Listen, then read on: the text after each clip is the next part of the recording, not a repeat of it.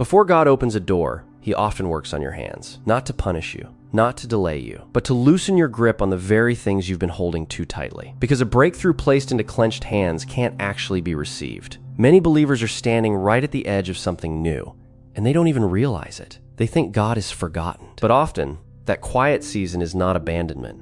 It is preparation. God is teaching them to surrender before He trusts them with more. Today, I want to walk you through 7 signs that God is doing exactly that in your life right now. And I'd encourage you to be honest with yourself as we go, because one of these may describe the exact season you're standing in today. Sign 1. The things you used to control are slipping out of your hands. You've always been the person who could figure it out. You planned, you managed, you made it work. And now, suddenly, the strategies that used to work are failing. The relationships you could steer feel unpredictable. The situations you could manage feel out of reach. Here's what most people miss. That loss of control is often not a punishment. It's an invitation. In John 21, Jesus says something striking to Peter. He tells him that when he was younger, he dressed himself and went wherever he wanted. But a day would come when someone else would lead him where he would not choose to go. Jesus was describing surrender. He was telling Peter that maturity in God often looks like having less control, not more. When you feel your grip loosening, don't panic. Ask a better question. Not, how do I get control back? But God, what are you trying to teach me to release? Sometimes God removes the steering wheel from your hands because He's finally ready to drive. Sign 2. Your own effort keeps hitting a wall. You're working hard. You're doing everything right. And yet every door you push feels locked. You pray, you plan, you try again, and still nothing moves. This is one of the clearest signs God is teaching surrender. Because as long as your own effort is producing results, you'll keep trusting your effort. But when your striving stops working, you're forced to look up. Think about the account in Psalm 127. It says that unless the Lord builds the house, those who build it labor in vain. That's not a verse against hard work. It's a verse about the source. You can build with your own strength for years and still end up exhausted and empty because effort without God eventually hits a ceiling. If you've been striving and hitting a wall, God may not be blocking you out of anger. He may be redirecting your dependence. He's teaching you that the breakthrough was never going to come from your hands alone.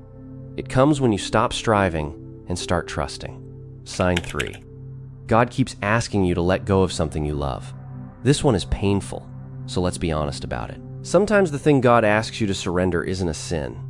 It's something good, a dream, a plan, a relationship, a version of your future that you've been holding on to for years, and you wrestle with it because it doesn't make sense. Why would God ask me to release something good? Remember Abraham on the mountain in Genesis 22? God asked him to surrender Isaac, the son he had waited decades for, the son who represented the entire promise.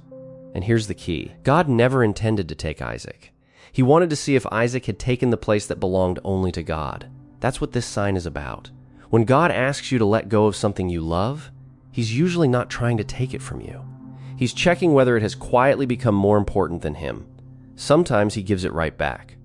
But He gives it back to open hands, not to a clenched fist. Sign 4. Your prayers are shifting from give me to have your way. Pay attention to how you've been praying lately. There's a subtle shift that happens when God is preparing you for a breakthrough. Your prayers stop being a list of demands and start becoming a posture of trust. You used to pray, God, do this, fix that, give me this outcome. And now, almost without noticing, you find yourself praying, God, not my will, but yours. That is not spiritual defeat. That is spiritual maturity. That's the exact prayer Jesus prayed in Gethsemane in Luke 22, in the hardest moment of His life, right before the greatest victory in history. Surrender came right before the breakthrough of the resurrection. If your prayers are softening, if you're caring less about getting your exact way and more about being in God's will, don't mistake that for losing your faith. It's a sign your faith is growing up. And that kind of surrendered heart is often the last thing God cultivates right before He moves. Sign 5. The waiting is exposing what's really inside you. Waiting has a way of revealing things. When everything is going your way, it's easy to look patient and faithful. But when the answer is delayed, the real condition of your heart rises to the surface. The impatience, the fear, the resentment, the need to be in control. Here's the truth. God doesn't waste a waiting season. He uses it as a mirror. Look at Israel in the wilderness. Deuteronomy 8 explains exactly why God led them the long way. It says he led them to humble them and to test them, to reveal what was really in their hearts.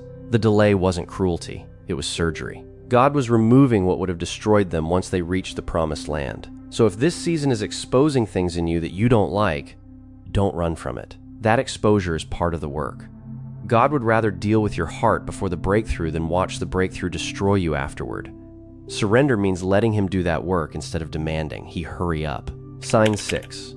You're losing your appetite for things that used to satisfy you. Something strange happens when God is preparing you. The things that used to fill you start to feel empty.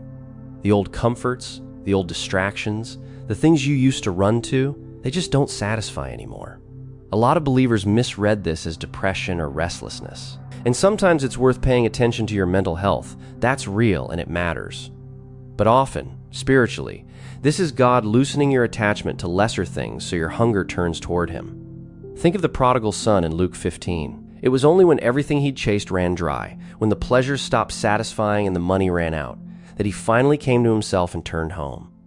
The emptiness was what drove him back to the Father. If nothing seems to satisfy you like it used to, ask whether God is emptying your hands on purpose. Sometimes he has to make the counterfeit taste bland before we'll reach for the real thing. That growing hunger for God is often a sign you're closer to breakthrough than you think.